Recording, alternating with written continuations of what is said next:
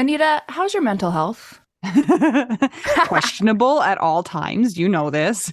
Yeah, how's the mental health of your children? Also a little bit tricky. Can I tell you my experience in trying to find therapists for myself and my kids, Mel? Yes, please. Okay, this is how it goes. You ask around your friends and your family for a referral for somebody who's nearby. You finally find somebody who sounds like they might work for your family. You give them a call and you find out that A, they're not accepting new patients, or B, they have a huge wait list.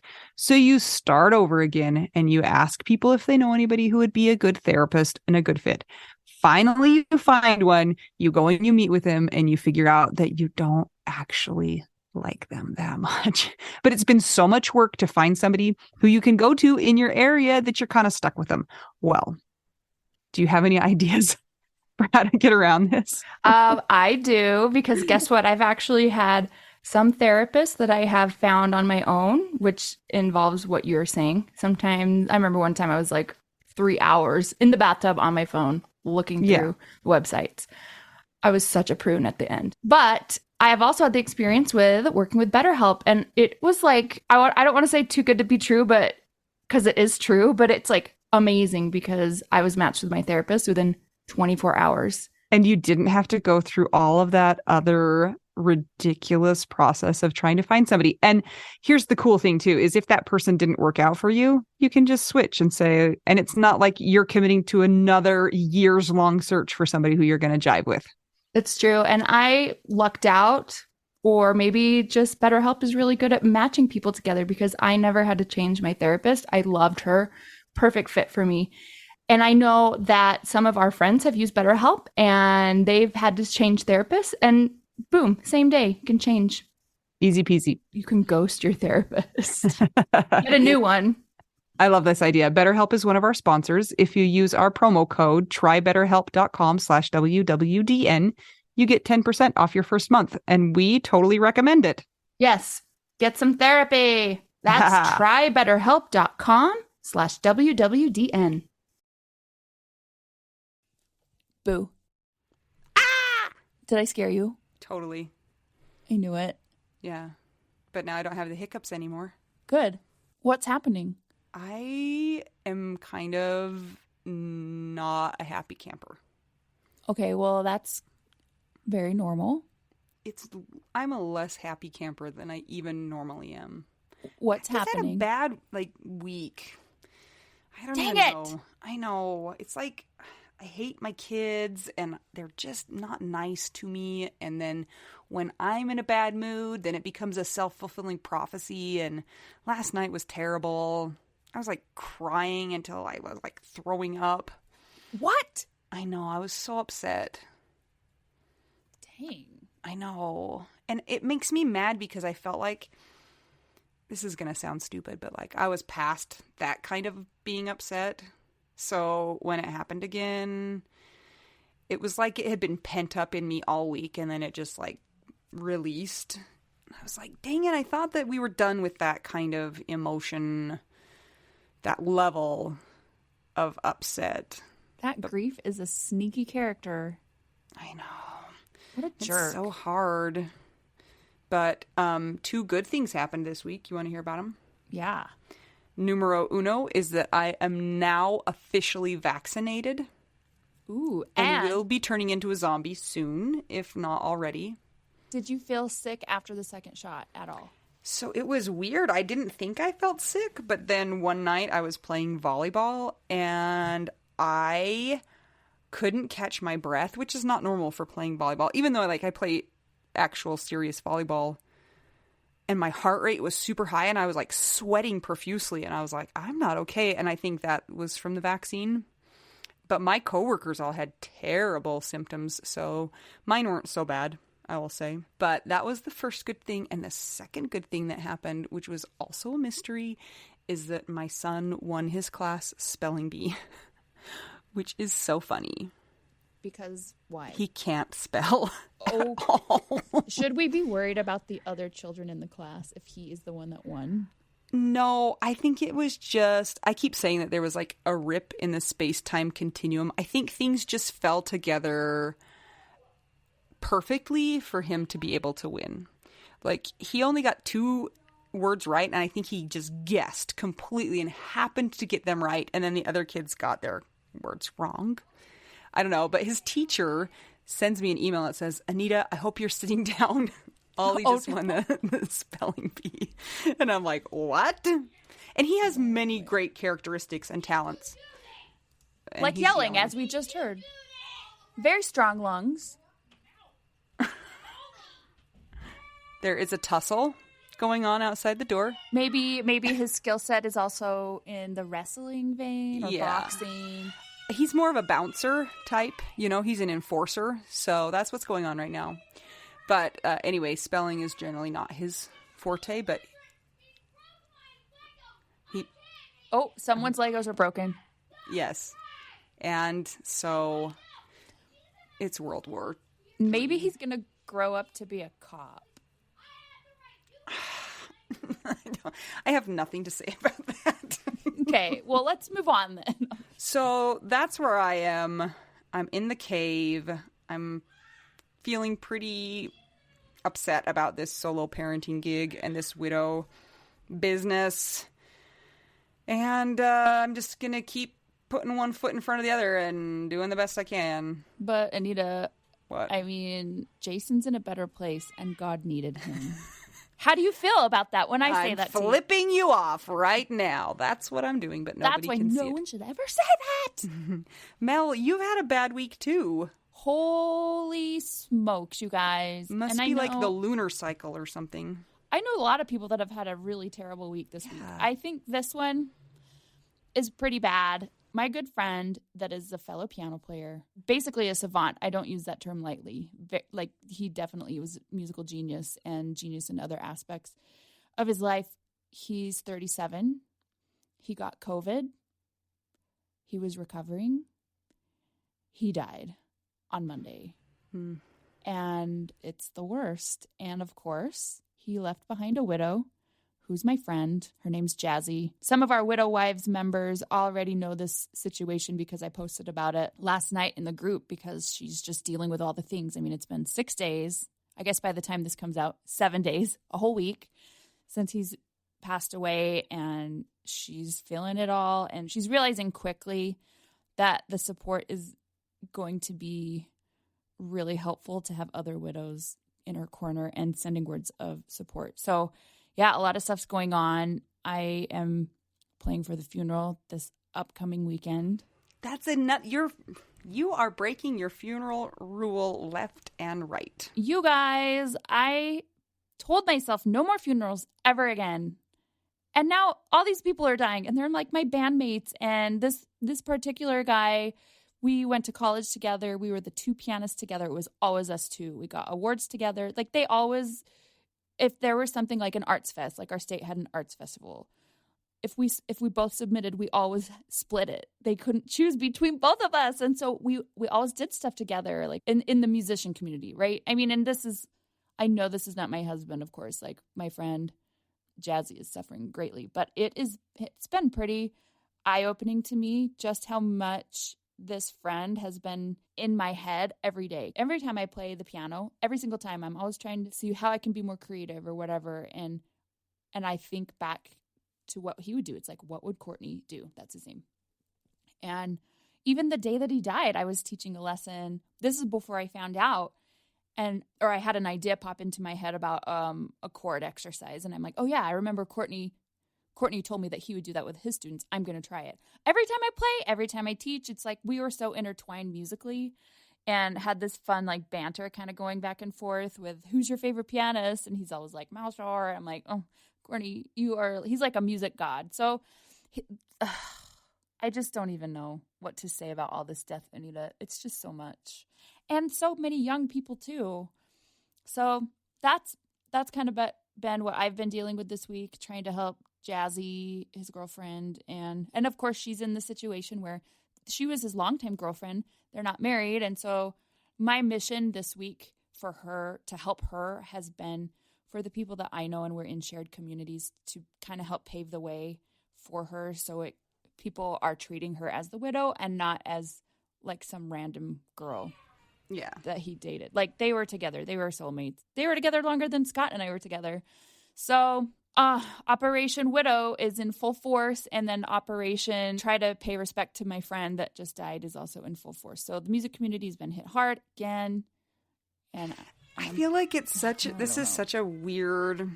COVID has been such a weird time because people have been dying of normal, quote unquote, normal things that would have happened even had COVID not been here. But then people are dying of COVID, and then COVID has become so weird, like political and weird. And I think it's got to be so hard to have somebody who dies of that in today's climate. And then you have lost the normal social support structure of death has also been thrown into chaos. And so I think it's just got to be extra hard right now to lose somebody to COVID in a pandemic where you can't have the normal support. Exactly. And we know that there are statistics that, and correct me if I'm wrong, the African-American communities and Hispanic communities have been hit harder. Yes. For some reason, my friend is African-American. I don't get it. It's tough. And I really feel for my friend's mom because it was either last year or the year before her husband died suddenly. So now she has a dead husband and Courtney is her only child. Oh. So there's a lot going on. And that's rough. You know what is so funny? Ha, not funny.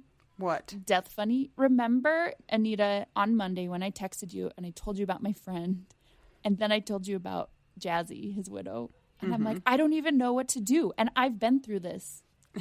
And it's like, you guys, it's like every time this is why it's not formulaic. Like we think, okay, maybe the next time someone dies, like I can help better. And you can always help better. But the things that I thought of were, are you with your family? Yes. Make sure that somebody is monitoring you for water intake and bringing you water. And the other thing is get sleeping pills. And I'll check on you tomorrow. Yeah. That's all you can do, right? You can't fix anything. And then I texted you, Mel, remember we did a whole episode on this? So refer back to that and give her that information. I will. Actually, what I did is I sent it to our mutual friend who's been kind of her the go-between. She's not a widow, but she helped me when Scott died, and she's also friends in this situation. It was in actually Courtney's band, so the troops have been assembled, and we ride out at midnight with Z-Quil and water and Xanax. Yes. So anyway, for those in the widow wives that sent support and really kind comments, thank you. It was really overwhelming to see the support that our community has given to somebody that's just 6, almost 7 days out. Yeah. So bummer. Can remember those. Well, kind of remember. It's also kind of like I know, it's like you're in a blender. But even though that's been really terrible and I've had my own grief from it and then trying to help Jazzy, whose grief is, of course, immense. There was something amazingly hilarious that happened 1 week ago today. Oh, man. Can we talk about it, please? Yes. It was hilarious for Mel. It's not as hilarious for me. We had just gotten done recording our intro for last week's podcast. And I was going upstairs and just getting a snack. And then I came back downstairs and I was going to edit. Just hanging out. And then I hear the doorbell ring. Well, I have dogs, right? And they're big dogs and they get excited about the doorbell. So I took them outside and I went in the other room and I told my mom somebody was at the door, so she should get the door. Because I'm a hermit. Nobody's going to come see me. And I also don't want to see anybody. And then I hear my mom calling for me. She said, "You have a visitor." And I was like, "Who is it? Is it Anita? She's the only one that visits me." It kind of was Anita. It was a very short version of Anita that was male and 4 years old. And he had come to my house to see me. And lo and behold, it was Anita's youngest. And Anita didn't know that he had left to go visit Mel. So if you remember back to our first podcast, Mel and I grew up near each other. So we were having dinner at my parents' house, and my youngest, who is 4, left the dinner table and apparently walked out the door and up the street to Mel's house and knocked on the door for a visit. And I was just eating my mashed potatoes in blissful ignorance when I got a FaceTime from Mel, and she said, "Hey, I have a visitor here." And I'm like, "What?" Oh, so then I got in the car and drove up there, and my 4-year-old was having a grand time. He didn't want to leave. He was playing with all the toys and the animals, and I wanted to watch some TV. And he kind of just ran around the house in circles, twirling around, and I'm like, "What are we going to do? Do you want to hang out?" "Yeah, I just came to hang out." "Should I get the dogs out?" "Yeah, I want to see the dogs." Yeah. Then he'd get the dogs out. Then he'd run downstairs. "I want to take off my socks." Like, okay, I guess we're hanging out. I got it all on video. Anita has the video. I think you posted it. Yeah, it was great. It on mine. And then she came to the door very unhappy.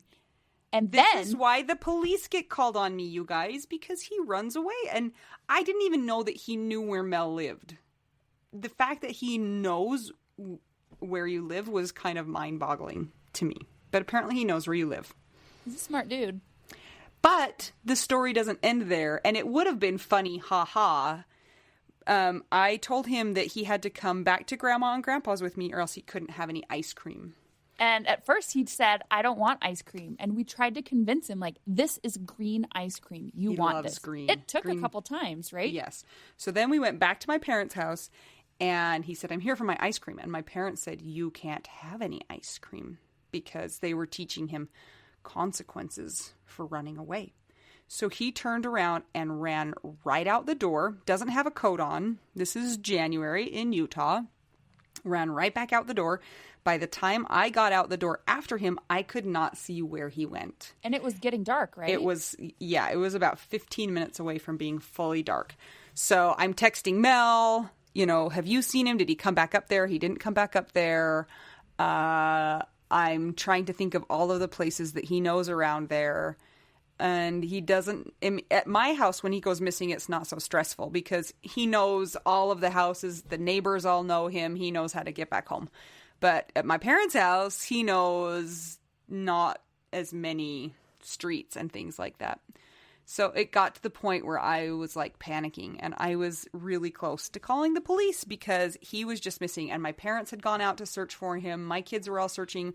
My sister went out searching for him and my sister eventually found him and he had walked about a full block away and he was on the busy road that's by my parents' house with no coat on, freezing. And that was terrifying. So that was the end of that story. Is it ethical to give children a microchip? No, I totally want one of those. It's probably not ethical, but I need one for him. Because, even if you put a shoe tracker on him, he doesn't wear shoes sometimes. I know, he takes them off. It has to be implanted. Yeah, it's the only... That was like the set-off of my week that turned out to just be like, I am in over my head and I don't want to be doing this anymore. And can somebody take these kids away from me? Karen from Canada, you said you wanted number 4. Please help. Thank you. Ooh, he would go to Canada and he would walk outside without his coat on and he would turn into an instant popsicle. He'd be like, I don't know my Uncle Tico, but I'm channeling him. With his shorts on. So that was our fun. Number 4 goes to visit his fake stepmom, Mel. Yes. Story that was entertaining at first and then became scary. Yes. The end. Hopefully your weeks have been going a little better than our weeks. I hope that you guys have had some good things happening. If not, we're right there with you. It's time now to do our patron shout out. First, we're going to shout out our dead husbands. Our first dead husband would like us to say, "You got this, widows. Keep going." And then we have Kat, Ivan Meisner, Dawn Satterwhite, Katie Kuntz, and David Kelly. Thanks, guys. And then we'll move over to our widow wives and widow besties. We have Tammy Schwartz, Marie Hoffman, Lori Farrington, Emily Thornton, Joy Kirsch, the fancy lady, Jamie Aliota, Christina Scambato, Shannon Helm, the oldest sister, Marjorie Lewis, Black Wendy, Ashley Hahn, Kara Scara, Jenny Taylor, my mom, Your name is Sylvia, Karen from Canada, come take number 4, Karen. Rachel Barbosa. Ileana Bell Ruiz. Anna Tracy. Gabe Lozano. Aaron Posick. Jenny Barrow. Christine Anderson. Diana Becker. And Sarah Morris. Thank you to everybody who supports us. Just a quick reminder, if you have not rated and reviewed our podcast, go do it right now. It makes Anita happy, and she is not happy right now. Ever, actually.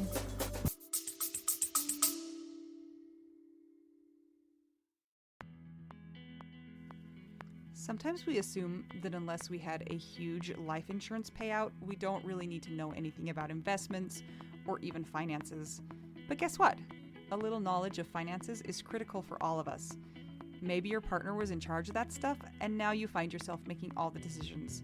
Maybe you're mad about that. Maybe I am. Nicole from the He's Gone But the Money's Not podcast is here to help. She tackles financial literacy by telling the stories of women and widows and finance experts, and shares the lessons they've learned as certified financial planners. Whether you know a lot and feel confident in your financial decisions or feel unsure about all of that stuff, there is more to learn. Listen and subscribe to the He's Gone But the Money's Not podcast on all podcast platforms. This ad was paid for by Rockhouse Financial, an SEC registered investment advisor.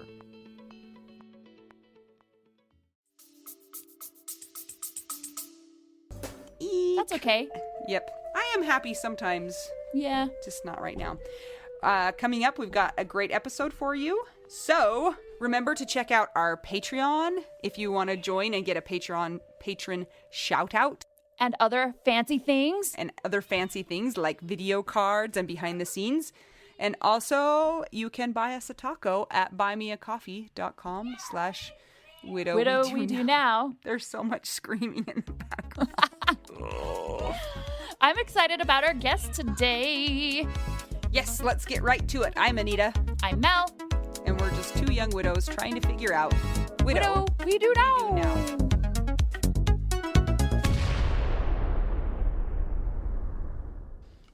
Mel. Well. Well. Here we are again, together at last. We are. Isn't that a song from like Annie? Together at last. I think you've actually sung that on this podcast. Like Shoot. 2 episodes ago. So apparently I need some new material. Is it from Annie though? I have no idea. You're supposed to be the expert. I have widow brain. Fine. Use that You could sing excuse. tomorrow. There you Yeah, go. that's for sure from Annie. Yes. That Okay. didn't really... It doesn't It doesn't jive well, but- encapsulate the feelings of my heart that Mel was like squashing. Oh, you make me sound like a dream killer. That's what you are. I am not. I'm the dream No. maker. It's true. Anybody who wears a unicorn onesie is a dream maker, not a dream killer. Who do we have with us today, Mel? This is kind of an adventure. This is an adventure because we have a topic that needs to be talked about, and it's very important and not talked about. So we are so grateful that one of our listeners emailed us about said topic, and we're going to let her kind of tell a little bit of her story about it, and then we'll have some discussion later. But this is our new friend, Maureen Cassidy. Hi, Maureen. Hello. Welcome. Where are you joining us from? Northern Wisconsin. Whoa! Wisconsin. Yeah. Land of cheese. Wisconsin. Yes, and you are a widow like us, unfortunately. Sorry about that. Yeah, it sucks. That's really all you can say. I know, right? How old are you? I am 34. Okay, you're younger than us. I can't Dang it. remember ever. That's widow brain. Yes. Like time stands stills. Give us a little bit of backstory, where you're from, what you do. How you met your husband. All the fun like what jazz. Yeah. Okay, so I am actually from Southern Wisconsin. Grew up in Southern Wisconsin. Spread your I wings, know. if I you really do. did spread my wings. I went up north or came up here for college. Stayed, got a temp job just because at that time it was like right before the recession hit. So jobs really weren't vibing. Met my husband at work. We were both dating other people. And then you weren't dating other and then people we weren't anymore. dating other people anymore. Yep. Dated for only about a year and 9 months and then got married. We were married for 8 years. He visibly got ill. I want to say, I actually don't know because I complained because his eyes were yellowing. So big topic that I want to talk about is obviously going to segue into this. He was an alcoholic. So his eyes started yellowing a little bit. And all he kept on saying, trick a light, you know, it's just a light, lighting in our, lighting in the bathroom. It's going to my eyes aren't yellow. So I'm like, okay. And he was losing a bunch of weight and he wasn't working out. He lost his appetite. Like red flag, red flag, red flag, red go flag. Go to the doctor. And his half brother had just passed in September of 2018. His mom had passed away in 2012. So like, he should be going to the doctor. So of course he didn't go. I picked up his son one day to bring over to our house and we stopped by where he worked because we obviously didn't work together anymore. And his son looked at him and said, "Dad, you are yellow." And I'm like, okay, let's think like someone else is saying it because obviously I'm not getting through to him. So that weekend he worked and he came home and his ankles were like massive. So I'm like, you need to go to the doctor on Monday. So he called me out. I was at work. He called me. He's like, "So I'm in the emergency room." I'm like, "You couldn't get into urgent care?" And that's like my first thought. He's like, "No, they made me go to the emergency room." I'm like, okay. And he's like, "They're going to run a bunch of tests. So if like you could get there here and whenever." I'm like, okay, I'll just tell my backup and leave. Like you do, you don't think anything of it. You're just like, okay. This is inconvenient. Yeah, I'm like, I'm doing things here. Like, what are you doing? And it's, a small town hospital. So they can't, they can test stuff, but they can't treat stuff. So they transferred him to one of the hospitals in St. Paul. That's when we learned that his liver obviously wasn't functioning. His kidneys weren't functioning, but otherwise all the other tests, he was normal. He had to go through detox. So withdrawal. So he was on, if you're a heavy drinker, you could seizure and die from withdrawal if you're not medicated. So he was on a lot of, I don't even know what he was on. But the next day, so I had to go home because there was no one to take out my animals that day. So I went home that morning. I got a call saying, "Hey, you need to come in." Michael's very confused. He doesn't know where he is, all that jazz. And when I left, he was perfect. Like he was totally cognizant of everything. But I guess when you have this disease and your liver isn't functioning properly, ammonia builds up in your brain and you get really confused. So they had to get the ammonia out, which is a disgusting procedure I'm not going to go into. Anita wants to know about it. I'm super curious. We can talk about it later. Yeah, I want to know. Okay, Mel wants to know too. Yeah. When he was home, he spilled it and I still can't get it out of the carpeting. Like that's how thick it is. But it just makes you go to the bathroom all the time to get the ammonia out of your system. Because it's like if your kidneys aren't functioning, your bladder's not going to function. So he couldn't pee out the ammonia. He was actually laughing pretty hard because when I got there, the nurse was asking him, "What's your name? Where are you? Who's the president?" Stuff that people would know. And when she said, "Where are you?" without even skipping a beat, he said, "Africa, 1945. What? Okay. Why? Okay. So, and most of the day, I think, because he was a huge movie buff, so I think he was in movies. That's because he started at one point, he said he was Star-Lord. At another point, he was Mr. Belvedere. Okay, Wow. I like him. He sounds so fun. he was a very fun guy. But so of course those things made me laugh, and made him laugh when he's like, "No, I didn't." I'm like, "You did." And at one point I was being stern with him, telling him he couldn't get out of bed. And the nurse comes in And she's like, well, who's this? And he's like, my soon to be ex-girlfriend. Oh my Okay. All of his levels had not normalized, like they were still high, but they had leveled out. So they, prescribed a bunch of medication. They're like, okay, you're good to go home, which I wasn't really okay with because, like I said, I don't have medical stuff. He came home for a week.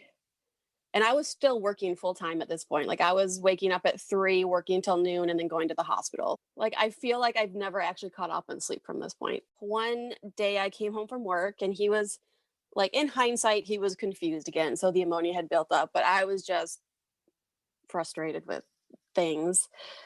Told him to take his medication. We went to bed and then I woke up and he was unresponsive. Like he was breathing, but he was not responsive to anything. So I had to call 911. Thankfully, where I live, the neighborhood I live in, 5 EMTs live in. Wow. So No way. they were here really fast.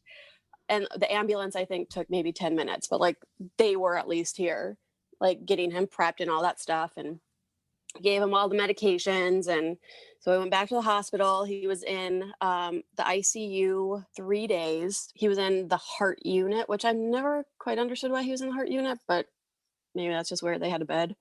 And then he got transferred because, of course, his liver levels, kidney, like all those levels that are associated with that spiked back, way up. So they talked to the U of M hospital, which is the hospital that does transplants up here. And they said, can he get a consult? Like, can we transfer him over there to get a consult? He obviously was, extremely ill. So usually if you're an alcoholic, you have to wait 6 months and be sober before you're even qualified to be put on the list. But the score that they use for transplants goes up to 40. Like, what did one of the surgeons say? You don't get extra credit for being over 40. You just are like, you're dead pretty much. He was a 39 when they scored it all. And so, we had to talk to social workers. We had to talk to 5 different surgeons. Then they meet on a committee, decide if, this person is eligible, worthy for a liver, of for a new organ. And, of course they do like, all these batteries of tests, all this stuff. He gets on the transplant list, obviously, which is a very hard concept because you're kind of wishing someone to die. That's like the hard part. And one of my friends, actually, she called me. She's like, I heard about an accident on 94. I'm like, okay. And she's like, well, I don't know if there are any fatalities. And she's like, why am I wishing this? And I'm like, because that's the conundrum of transplants. If you're not doing a living donor. I got a call from his surgeon on Friday saying that they had a liver and that his surgery would be scheduled for Saturday. So called the kid's mom, said, hey, I don't know if they're going to want to be there during the surgery day, but they need to see him. So they came to the hospital. I was at the hospital. He had been having dialysis. So whenever he had dialysis, he was kind of grouchy. So he was grouchy. And I was like, okay, I'm going to go and get some sleep. And then, I'll be back at 6 a.m., I think. He called me 3 times that night, telling me that the surgery was happening right now. I needed to get there. I'm like, no, it's happening at 11. The surgeon already told me I'll be there at 6. There is no surgery in Africa. I know. And then 1945. God. Well, then the last time he called me, he's like, I just realized what time it was. And I'm like, just let me sleep. Please, it's going to be a long day tomorrow. So we get to the hospital. He goes in. We get a call. So me and my stepkids' moms, it was just the 3 of us at the hospital. We were out to lunch. I got the call saying, hey, we got his liver out. Everything's looking great.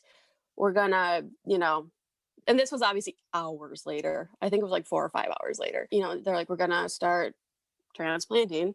And then at like 9 or 10 o'clock at night, she came in, didn't have a good face on. She's like, so we found out that he has necrotizing pancreatitis, which means part or all of the pancreas is dead. And she's like, I don't know how he was transmitting all normal levels for his pancreas, all normal levels. So she's like, I don't know how that happened. She's like, I don't know how he was standing because of the pain. Like, there's an organ dead in you. Like, you shouldn't He had a sneaky pancreas. be like functioning. So, she's like, with just that issue, he has a 50% chance of surviving. She's like, we're gonna, she's like, we got the other liver in. We just needed to get the bile ducts attached. But she's like, we're gonna let him be because his pancreas had started bleeding out. She's like, we're just gonna let it, clean it up, let it be, and then we'll get back in there in a couple hours. So she's like, he's gonna be up in the ICU if you want to go to the ICU waiting room. Okay. So of course, then I called my parents were in Chicago because this was over Easter weekend. My parents were in Chicago because I told them to go because I'm like, you're just going to be bored and you're going to annoy me. So go to Chicago, be with family, whatever. So I had to call them. They got in the car, started driving. They said, they're like, we're going to stop at home. Then we'll drive up in the morning. So we got all of our stuff, went up to the ICU waiting room. All of a sudden I heard a code blue. And I kind of just knew. I went into to the main ICU part and I said, my husband's up here. Just want to know how it's going. The surgeon comes out. She's like, well, he was the one that coded, but we got him stabilized. Obviously, my brain was done at that point. So I don't know if another code blue happened, but she came in and he had died of shock. Technically, I mean, triple organ failure was on the death certificate, but shock. I feel like his death certificate should have said disaster. Like, everything went wrong. Everything that could go wrong went wrong. Or, so I really think it should have said sneaky pancreas. Had the funeral the next week, and I was back to work on Monday. Holy cow.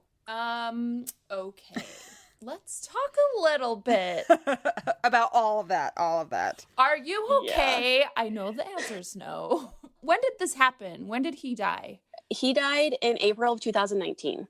Okay. So he died the day he was 30 minutes off from dying on Easter. But he probably would have gotten a kick because he died on 4/20. Ah, ha, ha. So I am thinking really irreverent thoughts right now. I know. There's like Hitler memes coming to mind. There's pot memes coming to mind. I was just thinking that if he died on Easter, doesn't that mean he gets to come back and Jesus rise again? Yeah. That's actually what someone sent me. Like when I sent the text being like, hey, he's doing good. They're like, oh, it's the Easter blessing because, Jesus rose on Easter. And I'm like, I don't know. You're like, what? Okay. I don't think this has anything to do with that, but okay. I have a question. So how many people in your guys' lives knew that he was an alcoholic? A lot of people did. Obviously, his stepkids' moms did. I'm sure his stepson was old enough to realize that his dad drank a lot. My parents knew that he drank a lot, but I don't it's not like he would come up to you and be like, hey, I'm Michael, I'm an alcoholic. Yeah. Kind of thing. But he was always open about it. Like he never, I mean, he hid the alcohol consumption, like the extent that he was doing. Like I always, I knew he drank, but I even didn't know how much he drank until I purged my apartment and found a lot of bottles. I have a question about his eyeballs. Did you know when you were looking at his eyeballs what that meant, or you just thought something was weird? Because you said you're not a medical person, but I knew. I'm wondering if you had an idea. Okay, this is really bad. I knew it was jaundice because of the Scrubs episode. Yeah. However you get your education, it's fine. It is. I was like, something. I'm like, your organs aren't functioning. And for some reason, I always thought, jaundice was a kidney thing, but I think it's actually a liver. I still don't don't quote me on that. I think it's a liver thing too. And that's what because I'm not a medical I can professional. explain it to you. That's what Scrubs got it wrong. You and I, Maureen, are TV professionals. TV saved, like comedy saved me that summer. Oh, I want all your recommendations. What did you binge? Yeah, what are... Schitt's Creek about 1 billion times. Yes. I was feeling down like a week ago, and so now I'm on season 5. Just watch it again. So Hey. I'm sure the Netflix people are like, why does she watch this show so much? Or they're like, please watch it. Yay. Maureen, I have a question because you keep saying stepkids. So 2 stepkids? Yes. 2 stepkids, 2 different moms. 2 different mothers. That in and of itself is a web, a spider web. It is a totally blended Was your family. relationship pretty easy with the different moms and with the kids? Was it pretty not traumatic? Yeah, we actually my stepson's mom is actually my best friend now, obviously. Both of them, it took a while. I'm not going to say it was all, sunshine and roses from the get-go. Yeah. Right away. But it developed to we had really good relationships, and that I think was one of the reasons too why he qualified for the transplant, because the support system of the 3 of us, and obviously by this time his kids knew why he was in what the causes were. How for the old are his kids? Hospital. How old now, were they? Yeah. Oh gosh, ask me that. Now just pick one. Yeah. Now they're 18 and 13. Okay. So 16, so 16 and 11. 16 and 11, I think. Yeah. Boys, girls. You said one was boy and a girl. What we want to go into talking about next is what the stigma is of alcoholism. Oh, yes. And the messiness of that, and the shame that the family members and maybe the people while they're alive feel, because we've only had a couple of times on the podcast these sorts of topics, and every time we get really good interaction, and there are a lot of people that really want to talk about this, want to hear about it, but it's so tricky, and we are so glad that you reached out and are willing to talk about it. So let's talk about it. Let's talk about alcoholism. Such a fun topic. Yeah, it just I feel there is such a stigma with alcoholism, addiction of any kind. But it's people think it's a character flaw. That's it. Just a character flaw. And it's not. It is it's a disease, and it's a disease with very dire consequences, emotionally, physically, obviously, socially, in all of it. And it doesn't detract from them being a good person. Have you been hesitant to share your story or the details of your story with some people because of the stigma of alcoholism? Actually, no. Because Michael was so upfront with his entire history. He didn't have the best past, and he was always very upfront about everything, anything, because he also didn't want his kids to make the same mistakes he did. So he was always very open about that stuff. And so I kind of played off his book, because I really am not a big sharer of anything. I don't really like talking. I'd rather listen to other people talk. And here you are talking. And here I am talking. So this is way outside my comfort zone. But I'm trying to take, a page out of his book, and, kind of, just because he died of alcoholism, it's not, a lot of people can be well, he did it to himself. Why?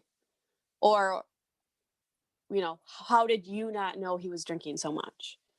Those kind of things. There's more blame and more, less empathy about it. And I did get some blame from different people being well, how, why didn't you stop him? Why didn't you stop him? And it's he's the only one that could have gotten help.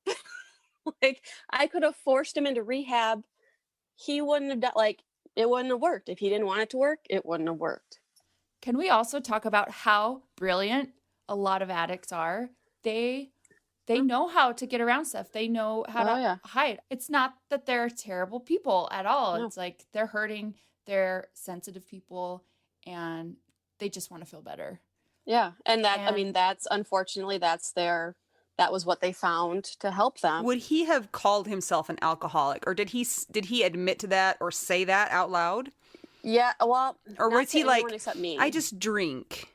Or was he like, no, I have a problem? No, he knew. He knew he had a problem. Did he ever? He very much knew. Did he ever seek help, or did he ever make, like resolutions or, goals? Before I dated him, he had been to rehab twice.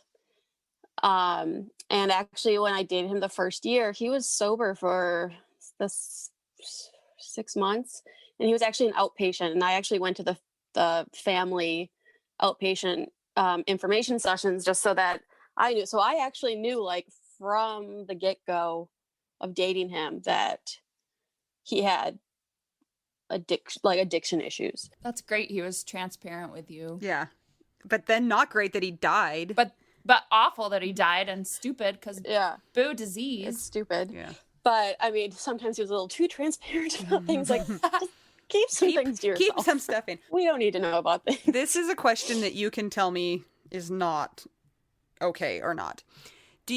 Was he married to the two moms, or was he just in a relationship with the other? He was just in relationships with them. Do you think that his alcoholism was a cause of those relationships not working out? Yes, very much so. They were exactly the reason why those relationships did not work out. So, how old was he when he died?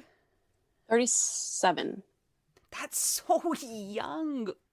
Oh, that's heartbreaking. Did you have to seek any help, like Al-Anon or anything like that, to help you, or tell us about that? I did not. Like I said, I'm not much of a sharer.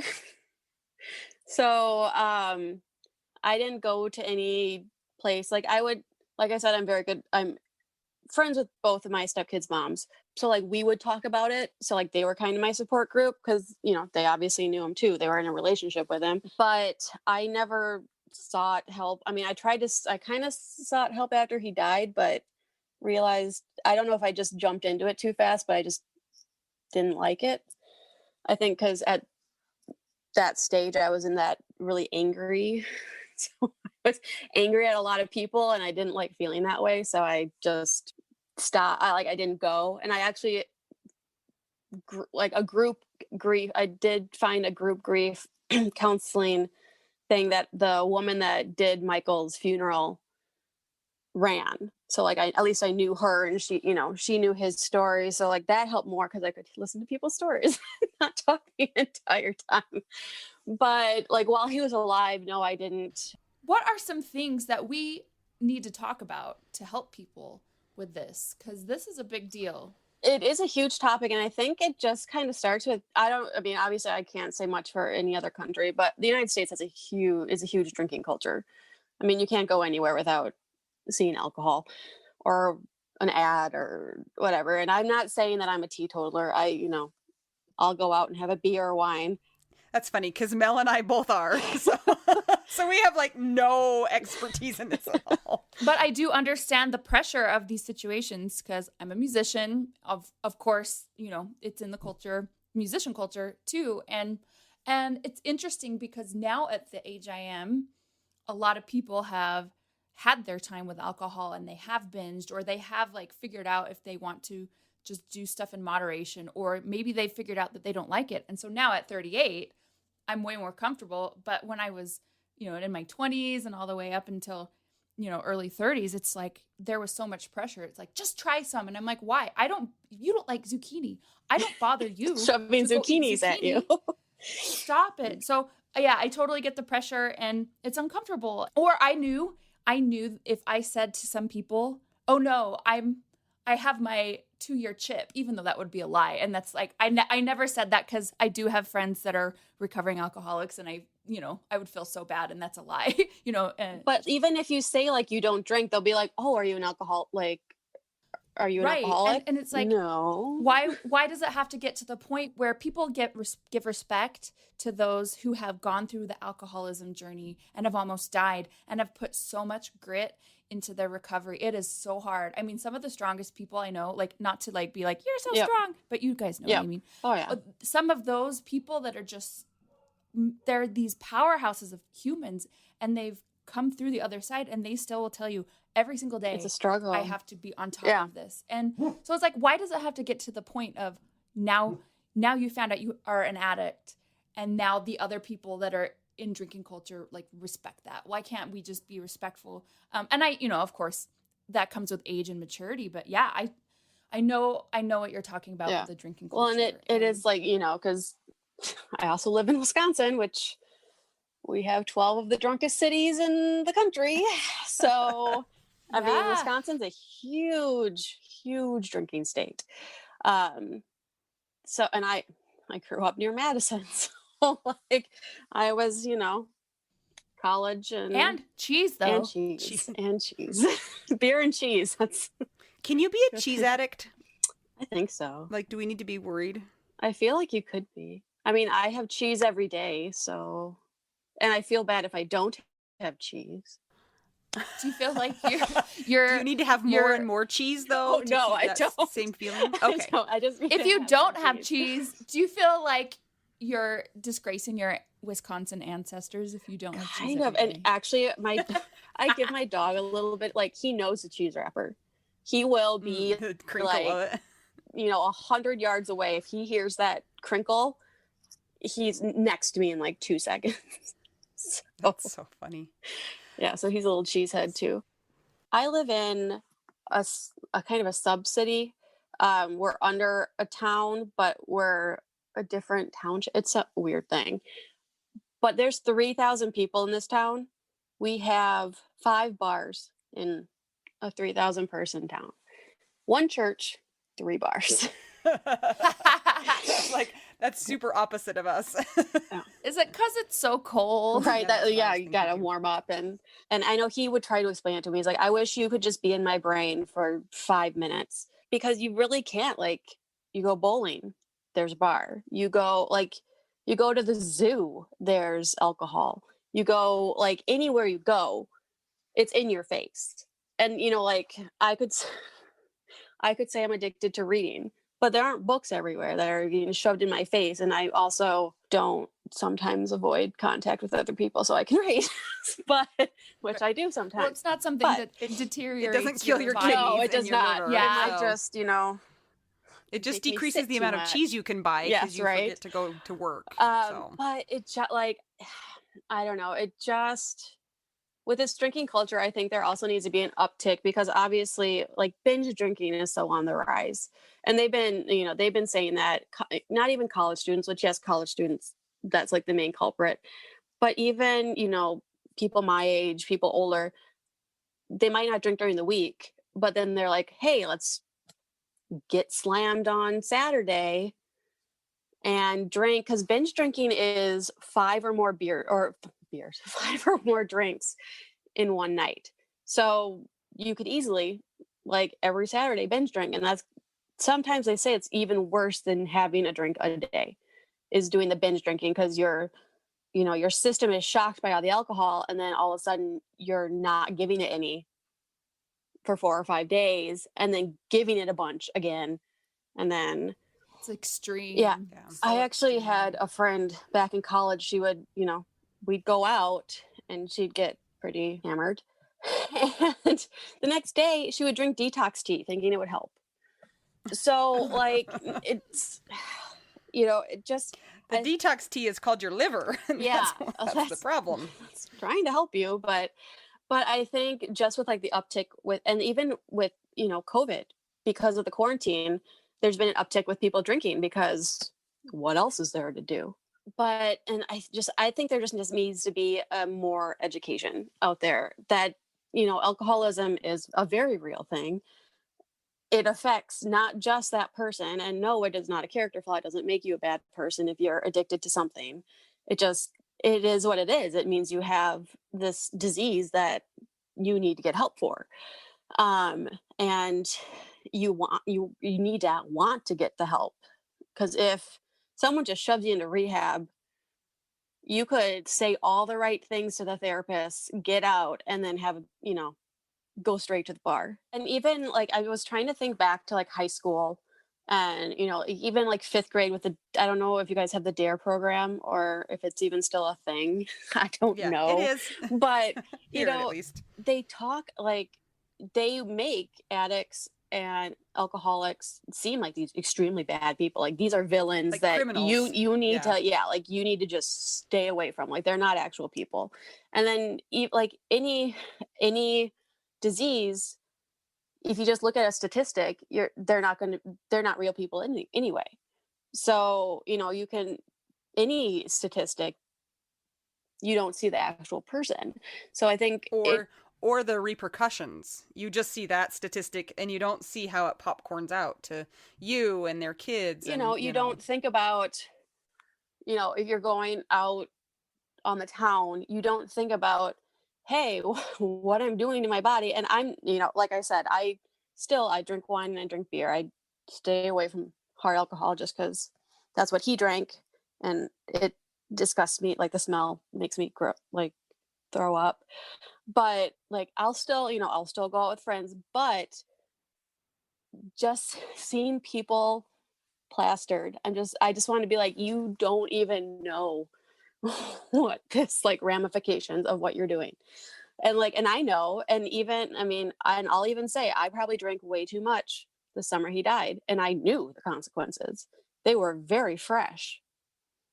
But that was like it's a strong pull. One of my coping mechanisms. Yeah, that I'm like, I don't want to feel anything. And so I get like the not wanting to feel, like if you have really bad memories that you don't want to, I can see the pull to it. But or then if you have religion in your community where it's like don't drink, like in Utah that's really prevalent, then you have a high case of prescription drug abuse. You find to help mask the same thing. Yeah. So many things are these emotional issues, and it's so sad. Yeah. So. And even I figured because I was drinking a little too much that summer that the summer after he had died, I slept horribly. I slept horribly anyway, but I slept horribly. Guess what affects your sleep? Alcohol, because you can never get into a deep or REM sleep with alcohol. So cut that out, and hey, guess what? I started sleeping again. Do you think, going back to drinking culture, your husband was so young when he died, do you think that a lot of people kind of think of their youth as, their 20s and their 30s as like, I can do whatever I want. My body will be fine no matter what I do until I get older. And then maybe I will need to, then to maybe slow like down and 50 stop. or 60, then I'll have to start thinking about, I think that is like people, younger, and I'm not saying I'm old, but like younger people, they think they're invincible and that they're going to live forever. And that's just not the case. And their body can deal with it, and they'll figure out what needs to happen later. Yeah. And there are alcoholics that live until they're 90. Oh yeah. But then there are alcoholics that die when they're 37 or even earlier. And I'm not, I'm not even talk about the DUI cult, like that kills how many more people. That's really tragic so much too. Yeah. That was a terrible way to say that. That's tragic so much. So much. I have a question about his family. Did he have any history of alcoholism? His father is an addict, is a drug addict. I just find it so interesting that some people can tiptoe up to the line and not get stuck in that addiction cycle, but for some people they can't, and he tried, he did the things, and it just pulled him in, and that lends itself to that idea of it being a disease and not a character failure, because it's not like he was just like, oh yeah, okay, whatever. Yeah. Oh, I'm bored. I'm bored with my life. I'm just gonna drink it away. Like, it's not what he was doing. And it wasn't like he was going out either, like, and having, like, it's not an excuse going out and having fun, but like, it wasn't like he was drinking to socialize. He was doing it in, the living, not really the living room, more one of the bedrooms. He would just, watch Game of Thrones or, like, because I didn't like that show, so he would watch it himself and sit by himself. And Okay, I have a heavy duty question for you. When death is related to something that is associated with shame, oftentimes we feel that shame and so we don't talk about it. Mm-hmm. There's like the public version of how they died and the private version of how they died, which is protective for yourself, right? And you're trying to protect the memory of your loved one because that stigma goes right along with it. Like if he was a drinker, he was a bad person, right? They forget about the sense of humor and the work ethic and the, great dad or the whatever that person had to offer. And the only thing they're labeled as alcoholic or addict. But do you think that not being open about it perpetuates the drinking culture, or at least some of those issues? Or the myth that they are bad people? Shame is such a... Is that too strong of a word? I don't like, and I was actually trying to figure out what word to get the idea across, but I think people don't want to say anything about alcohol, like that was a contributing factor in the death, because to our society that is shameful and it shouldn't be. I mean, it's just, unfortunately it is what it is at this point, but do you think that if more people were open about it, it would lose some of that shame factor? Because shame, one of my favorite, I don't even know if this is a quote, but that shame can't live in the sunlight. So like if you're open about it and if you're just like, no, he died, he was an alcoholic, and these are all of the great things about him, and we need to do better as a society, then it loses its stigma a little bit. If a lot of people did that.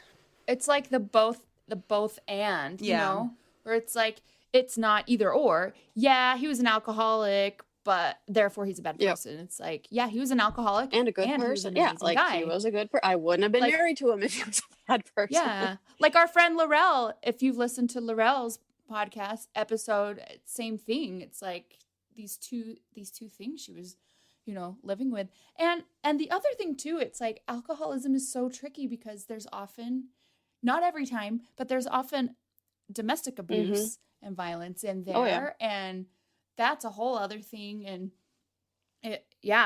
it's such a sticky and tricky subject. I see why it's not talked about. It is. I mean, it is a very, and you can't say you had a perfect marriage. Well, I mean, you really can't say you had a perfect marriage if you are married to an alcoholic. You really can't. Like there are times you have to tiptoe around them, or really make sure you're not going to say something that they somehow in their mind take out of context, and then you get into this huge blown fight. So you can't. It's like a chess game in your head. It is, and it's extremely stressful. And actually, sounds exhausting. It is. My doctor, when I went for my physical after he died, she actually, I don't think anyone else would ever ask me this question. She said, "Do you actually feel any relief that like you don't have to deal with that anymore?" And I said, "Well, I'm not, like, my blood pressure's not as high anymore. So like, yes, I would love, I'm very, very upset that he's not here anymore. But at the same time, there is like that tiny sense of relief that you don't have to deal with that stress of coming home and not knowing who your husband, like who he's going to, if the alcoholic's going to be home, or if the loving, normal, not alcohol imbibing person. Personally, he was not an angry drunk. He was a sentimental one. Aww. He's cuddly. We always joked that I was actually the husband and he was the wife. Mel did too. Maureen, we have so many things in common. Because I'm like, I don't like emotions, just stop. And he was, always like, well, why don't you want to talk about it? Just no. Just leave me alone. I said what I said, just leave me alone now. Yeah. But even if he was a sentimental drunk, like alcohol has the effect of, decreasing your inhibitions and changing your frontal lobe and how you reason and think. And so it's, again, that's not a character judgment. It's like a drug. So it does things to your body that you don't get to. Just how it is. Yeah. that you don't get to choose. Yeah. So I don't know. I think, and like I said before, there's the shame of, well, how do you know how did you not know he was drinking as much? So there's that blame on the widow or widower being like, well, you could have done something about this earlier. He would still be here if you did something. If you would have been better. Yeah. You should have done something different.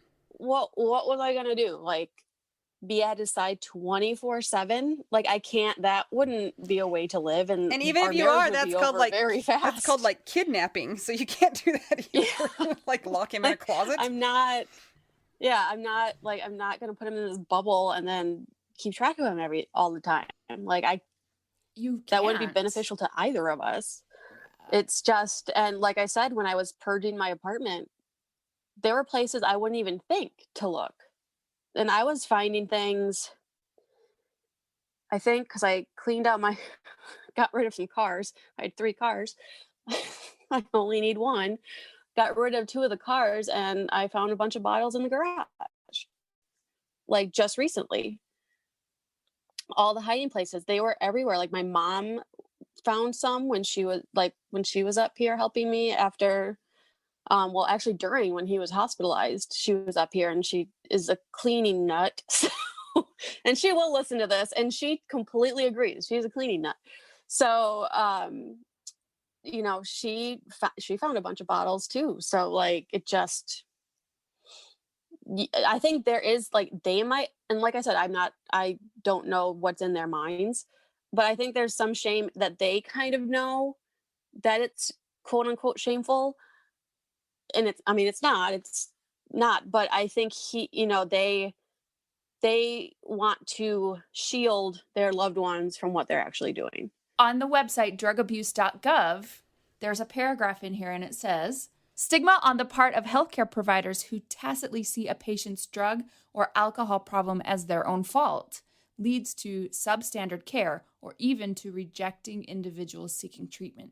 People showing signs of acute intoxication or withdrawal symptoms are sometimes expelled from emergency rooms by staff fearful of their behavior or assuming they are only seeking drugs. People with addiction internalize the stigma, feeling shame, and refusing to seek treatment as a result. What do you think of that? That is perfect. That, I think, is perfect. Because even when he was out of the hospital, the doctors there said you need to right away start looking for because we both wanted him to go to inpatient treatment. Because I'm like, I'm not a medical professional. I can't. Like, I want him somewhere that if something goes wrong, someone can help. So we went to the local hospital because they have to get that first step in. And the guy, I'm still so extremely mad about this. The guy said, because, and I quote, he hadn't drank in 2 weeks, he should be an outpatient. And I'm like, he hasn't drank in 2 weeks because he's been in the hospital. It's been impossible. He hasn't. It's not. Where would he get the alcohol in the hospital? No one's going to give it to him. Like, so I think that's probably one of my more angry moments of the medical profession. It's also like there's so much talk about bedside manner anyway in the medical world, where in the mental health field and this drug abuse category, it is even more important, like the research is finding, because it's like, for example, on the site, it just says it's crucial that people across healthcare, from staff in emergency departments to physicians, nurses, and PAs, will be trained in caring compassionately and competently. So it's like the competence and the compassion needs to be there, and with dignity, because I can see why it would be easy to treat somebody not with dignity, not with compassion, and from certain people's experiences, like maybe they are so sick of dealing with alcoholics because maybe they have personal experience, and so they just can't even anymore. Yeah. But it's so, the lines are so blurry, and I totally get why, but it's just such a tricky subject. I know that there have been times where I've had to take someone to the emergency room, and even just the person at the emergency room desk was so mean and very cold. and it's like you get past that, and sometimes your care is amazing, but it's like it's every single step of the process to try to get people help. They need some special training on it. So Anita, do you have training on this? Well, I was just going to say I have the answer, and the answer is that all hospitals need to be like Scrubs, and then it's all fixed. Oh yeah. There was actually need to watch TV. I was watching Scrubs a few months ago, and I listened to their podcast sometimes too, and there was one where they were talking about a liver transplant with an alcoholic, and Dr. Cox, they asked him, which I'm like, no, a general surgeon is not going to go through a transplant thing with them. That's the problem with all. field. That's the problem with all TV hospital shows. It's I know. The emergency room doctor is also doing heart transplants. Yeah, They're confused. I'm like, no, that doesn't work. Yeah, doesn't matter. It doesn't work out that way. But he was like, quote, like friendly with this patient, and Turk came in and said he had a sip of champagne at his daughter's wedding. No, he can't get the liver. And I actually read a book. It's called From Death to Life, which is written by a transplant surgeon from Madison. And there's a whole chapter about the ethics of transplants. And that's one of the things he talks to his students about is, like, raise your hand if you think alcoholics deserve a liver. Raise your hand if they should get a liver if they're 2 years sober. People would not raise their hands if you just said, do alcoholics deserve a liver? So no one would raise their hand. Then if they're, however meant sober, more people would raise their hands. And then he would get to the point, what if the person was so sick that they wouldn't be alive in 6 months? And then like, he's like, the look on the students' face, like the kids' faces, like, cause they're realizing they're real people. They're not just, they need, it's helpful when they're humanized. Transplant ethics is super a sticky wicket because there's like an ordering, and it's like you could go in on that for a long time. I know there are discussions about in healthcare, like it's part of the vicious cycle, they call it, and it can contribute to homelessness because they just continually feel rejected. Now, of course, you didn't deal with homelessness, but you are familiar with certain specific issues related to alcoholism, and it's so important, I think, for us to realize that the brain's susceptibility to this disease, there are so many factors that are not even in their control, the individual's control, like genetics, the environment, where they're born and raised, what situationally is happening. So a coping mechanism, if they see another parent, that's how they cope. They're not seeing good coping mechanisms.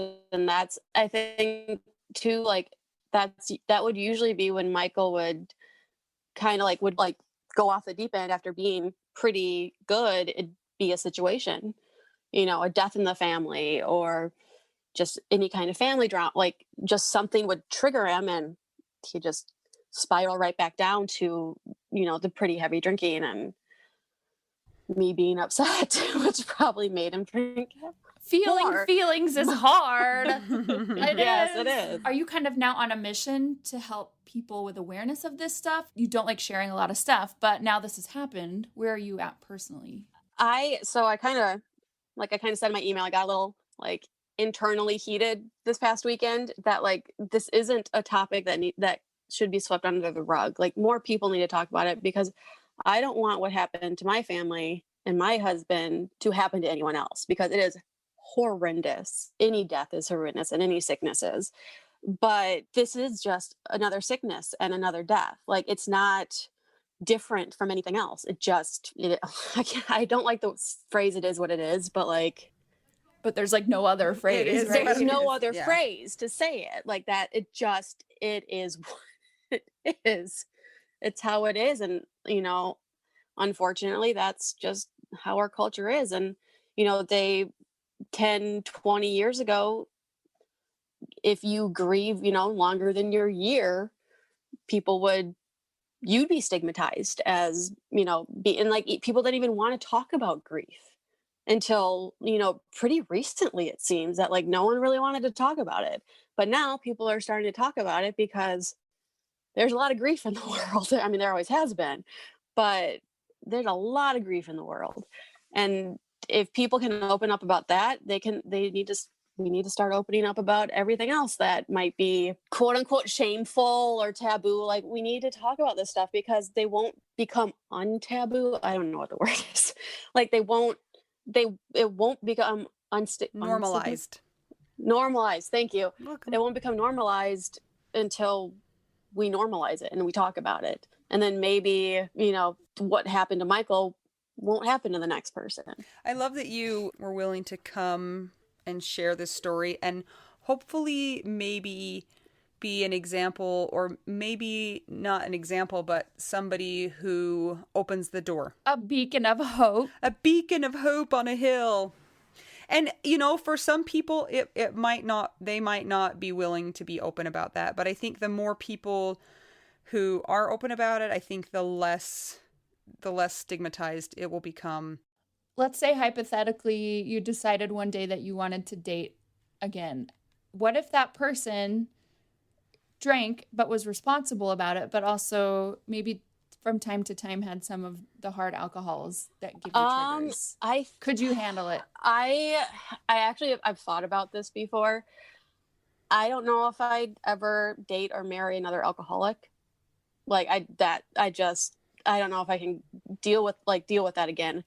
I actually I was talking to a friend and I said, I at this moment in time, I don't want to be with anyone because they might get sick. I actually said one of my deal breakers for anyone is if someone drank vodka in anything. That'd be an absolute no for me. Kudos to you, like Anita said, for coming to talk to us about this and for reaching out. We love talking about, of course. Thank you so much for sharing. And you're in our Widow Wives Club too, right?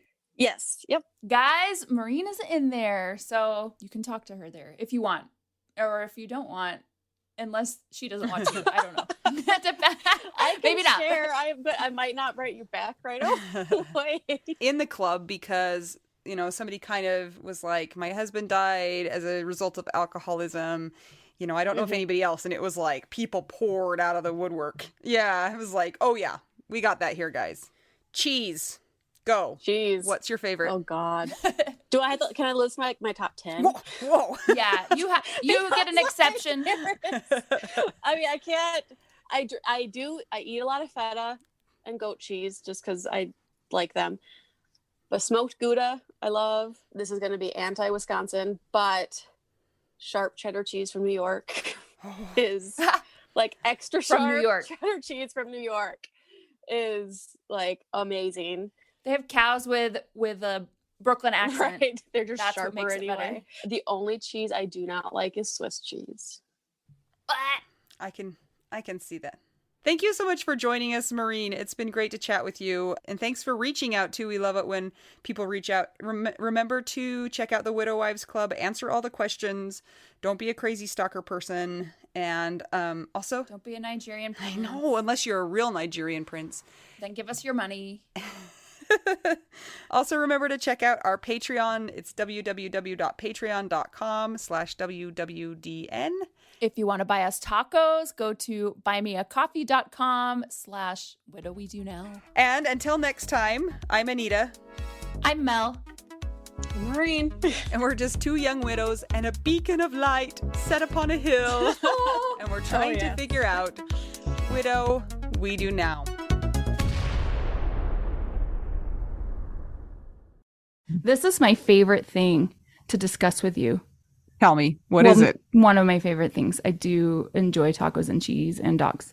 This is about how you cannot pay hundreds and hundreds of dollars for a phone plan, especially when you're a widow, your person is dead, you might have kids, you might need another option, and you just want your phone to work, you want unlimited texting and service, and you want it to be like $25 a month. It blows my mind that they have plans that start at $15 a month. That is so cheap. And the cool thing is it uses other 5G networks, and so you don't have to pay extra for that, and you still get great service. Yep. Anita and I have traveled all over, and I have used my phone. So I highly recommend it. And my mom's even on it. When my dad died, we put his phone down to the cheapest plan, which is $15 a month. And I think my mom's on the $20 a month plan, and it's so worth it. It's so much cheaper than what we were all paying before. So I highly recommend it if you're on a budget or not. Who cares? Ryan Reynolds is in charge of the company, and they send you free stickers with Ryan Reynolds temporary tattoos. It's kind of the best. So if somebody wants to sign up, what can they do, Anita? Go to trymintmobile.com/WWDN. Seriously, you guys, such a great idea. Save yourself some money. And if you're worried about losing data or having any changes with your phone, not going to happen. They walk you through it. Everything's fine. It's the easiest process of all time. Again, that's trymintmobile.com/WWDN.